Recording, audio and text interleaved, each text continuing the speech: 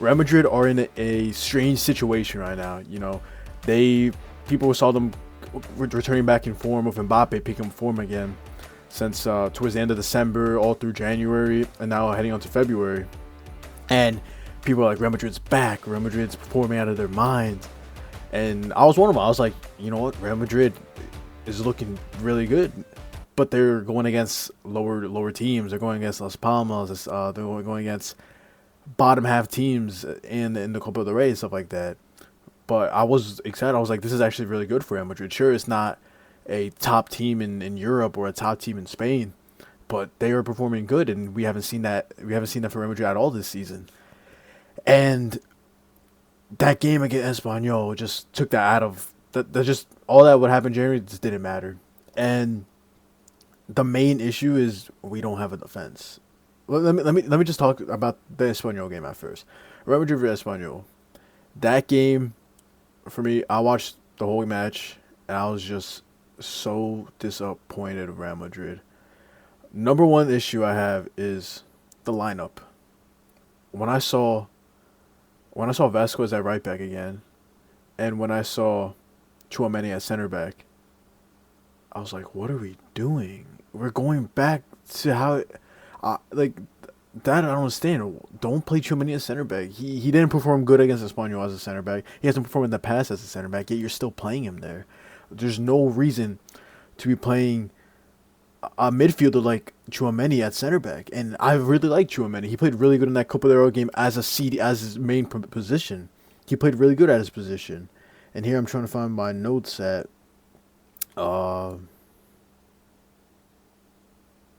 there, I found my notes.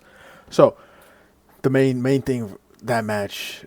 Well, I'm just gonna go through down my notes. I have Vini no goal. That Mbappe. Don't know why Mbappe is wrestling someone in the pitch when your teammate is about to score a goal. That just that was a fine. Ref called it as a foul. I don't know why Mbappe's doing that. He's selling us. That's the number one thing you don't do.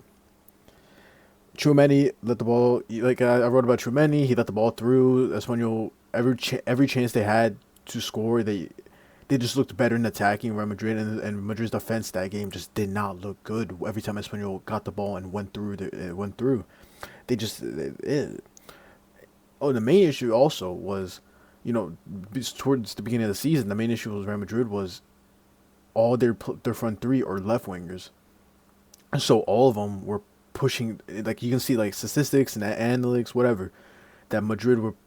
The three fronts were playing on the left side of the pitch always, and always left the right side of the pitch.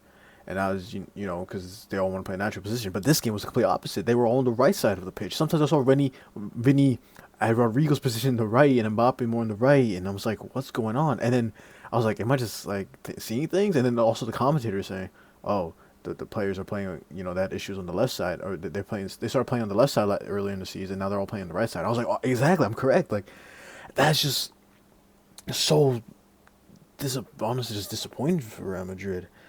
Rudiger injured. That's just another main issue. That's huge issue for Real Madrid. They don't have Alaba just got injured again today. Rudiger's out. Militao ACL. The only proper center backs we have for Real Madrid is Vallejo and Asensio.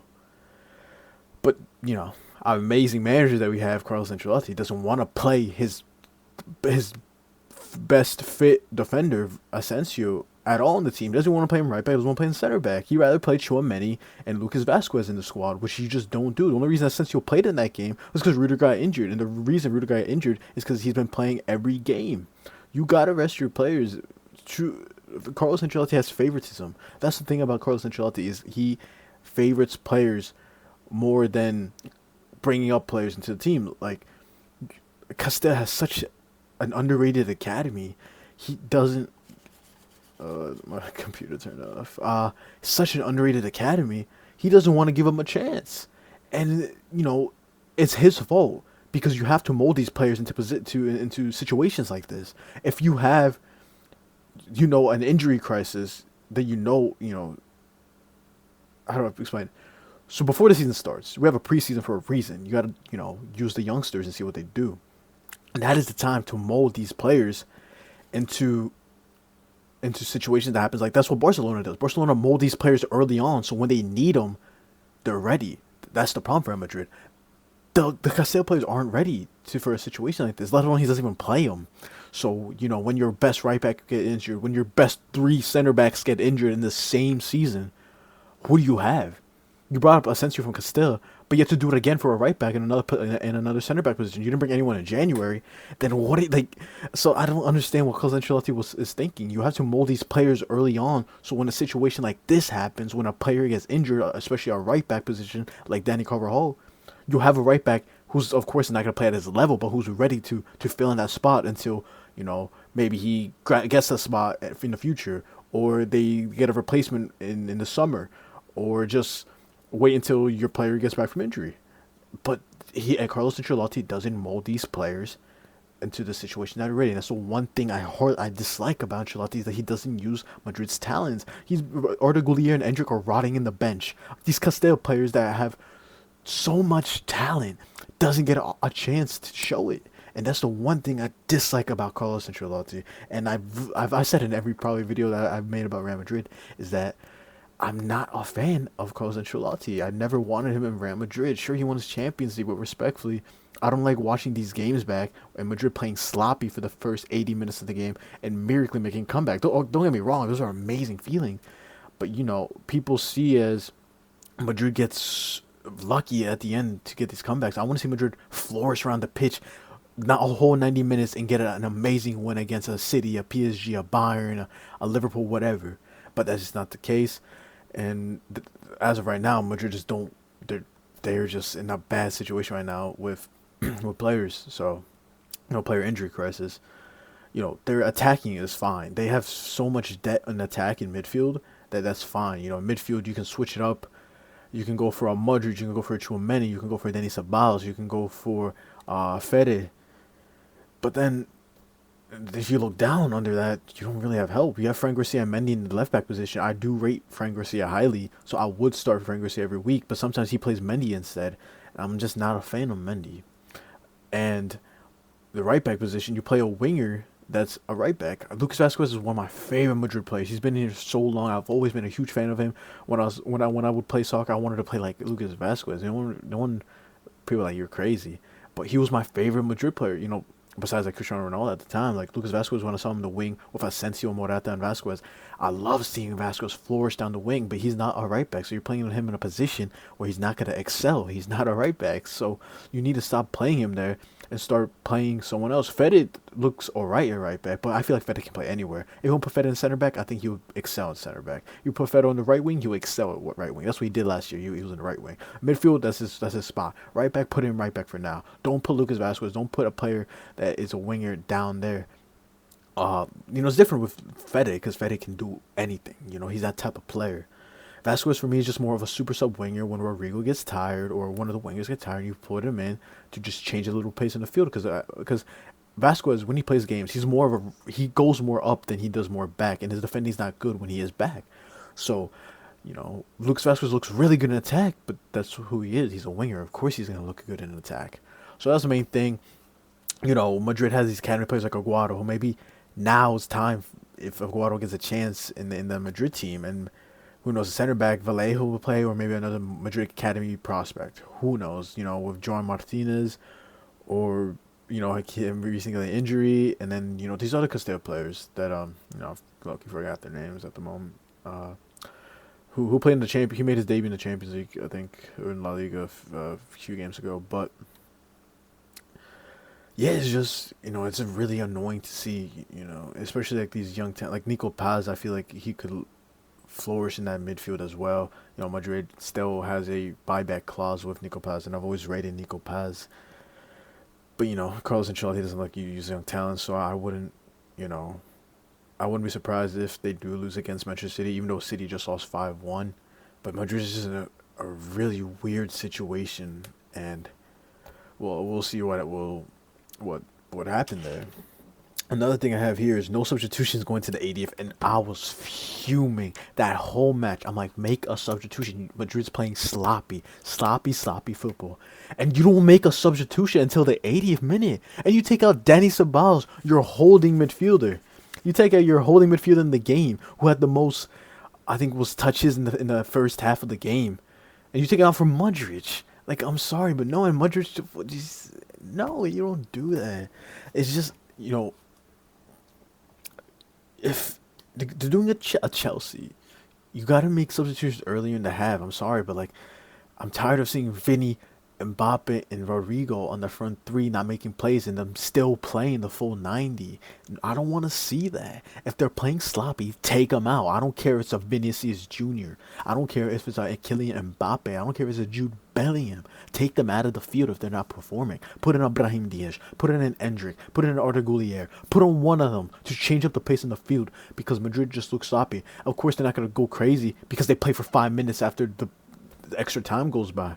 So you're putting in players when literally the game's about to end and they're not gonna make a difference if they don't have enough time to make a difference. So that's just another thing that Real Madrid is just so, or Carlos Ancelotti especially, so sloppy. It's making late substitutions all the time. You do it all the time, and that's one of my pet peeves about Carlos Ancelotti. I don't know what he really thinks in his head. I don't know why he thinks the way he does. I don't know if he's just an ego. He doesn't want to listen to anybody and thinks he's always right. I don't know. But that's the one thing I was fuming about Carlos Ancelotti. Another thing I have here, Bellingham shots not going in. Bellingham didn't really have a really good performance, and every time he shot, it would just not be on target. So Bellingham, I think you just got to rest Bellingham for now. Bellingham plays almost every game, so you guys just drop him for now. Put him a Brahim Diaz in the cam or an Arda Gulier in the cam. Let Bellingham rest. You have debt in the team. You gotta use it. You gotta stop relying on that front three that's not gonna work at the moment. I'm hoping it does, and maybe it will, maybe it will not. But that front three is the thing. And another thing I wrote here is Rodrygo. Rodrygo was the best player in the pitch. Meanwhile, they were all bad. Every single Madrid player were terrible, terrible, terrible. But Rodrygo, he created chance after chance in that right wing. And this goalie Juan Garcia, what a performance from him. If it wasn't for him, Madrid could have scored a bunch of goals. But he's such. I think he has the most saves in La Liga, like just not even clean sheets, just saves in general in La Liga. So they're going against a really good goalkeeper who maybe will get a move later on from Espanyol, because Espanyol are more of a bottom team. But yeah, Rodrygo looked good at the wing, but he looks so much better in the left. He flourishes in that left wing position. That's what I want to see. But it's hard when you have Vini, and Ancelotti is not going to drop Vini for Rodrygo and have Vini around the bench. And I love seeing Vini play when he's at his best. When Vini's at his best, he's the best player in the world. But it's just not happening in the moment. When Vini can't play with Mbappe, but Rodrygo can. But Rodrygo's the left. So it's just a whole confusing thing for Real Madrid. And another thing I wrote here is Fran Garcia on the left. He didn't play good most of the game. I'm like every Madrid player didn't play good, but he was open so many times in that they kept on playing on the right. They kept on playing on the right, and Fran Garcia was always open, but Fran Garcia and Vini just wouldn't link up well. It's just. If the right's not working, try to switch it up to the left. Fran Garcia was open so many times, and they never give the ball. Even the commentators start saying it. Like, I say this stuff, and then I hear other people talk about it, so I know I'm not wrong. I know I'm right watching these games. So that was another thing. And the other thing was the Romero red card. People are saying he hardly touched him. No, that's a clear red. I was fuming. I was screaming at my monitor saying, "How's that not a red? Get this player off my field that does a challenge like that. You're on the challenge behind, studs up. Mbappe gave away the ball, and you clip him from behind his calf. That's a clear red, and the referee just gave a yellow, no VAR review. People will be like, "You're a Madrid fan. You're complaining about VAR, blah blah blah." I'm sorry, but like, is this sure Madrid get? I'm not gonna lie, Madrid get calls, not the best calls all the time, like against them. But other teams also, people just ignore the fact that Barcelona get calls also. Same with like Atletico. But Real Madrid is Real Madrid. They're the cheating team, so it's only focused on them. So that was the one thing there. And I was a clear red. I did not want him in my field, and lucky enough, he's the one that I think scored the winning goal actually. So that was one of the negative things about that match against Espanyol. Here, that's pretty much what I wrote for the game. But just in general, just I'm not, because this video I'm just going off of rants. Usually in my videos I look at the stats, I look at, you know, the news and whatever. But this video is just about a rant because Carlos Ancelotti, I don't know what go through his mind. I don't know if he talked to Florentino Perez because you're in January. You didn't sign a single center back, a single right back. You gotta use Castell players. If I don't see any Castell players, if they play bad, they play bad. But I'm sorry, but you're not gonna play Mendy at center back. Those are rumors. You're not playing Mendy at center back. You are not. You're not playing Mendy a center back. I don't want to see a Mendy in center back. If I see that, I'm gonna lose it. Just use the Castell players. If it doesn't work, it doesn't work. It's your fault why it doesn't work. You have to process these players to be in situations like this. You have to be ready. You have to be ready, especially with all these players getting injured recently. You gotta be ready, and you just don't. And that's what annoys me about Carlos Ancelotti. Madrid's academy has so much talent. Look at Asensio. He wouldn't have got used if Militao didn't get hurt. So, we'll see. We'll see what happens with that. That's probably the end of my rant. I'm trying to think about anything to talk about. Just, Manchester City, they recently just signed Nico Gonzalez, which I actually really liked. He was at Barca. I remember that time with Barcelona when it was like, Adamon and Aubameyang, and Nico was performing decently. Then he got his loan to another Liga team. I always forget. I don't think it was Valencia, but made his move to Porto. Played really good. Not much to say signed him. So I'm happy to see Nico Gonzalez getting a big money move. And look at that. It was another. That's a Barca youngster. That's a Barca La Masia graduate. So, Madrid, take notes. You have an academy good as well. So we'll see what Real Madrid does with that. It just annoys me to see this whole back defense situation because it's Ancelotti's fault, and you bring no reinforcements in January. So I don't know what you're thinking. He has favoritism. He has favorite players. It's common sense. He likes Mendy. He likes Chouameni. He likes Vasquez at right back for some reason. If you're not playing good, switch it up, man. Because that loss is huge, and it was really good for Atletico and really good for Barca, with both of them winning their games that weekend. So who knows? We'll see what happens with Real Madrid. Champions League's coming up next week, and Madrid has a Copa del Rey game against Leganes. So we'll see what Real Madrid does, and hope you guys enjoy the rant, and see you later.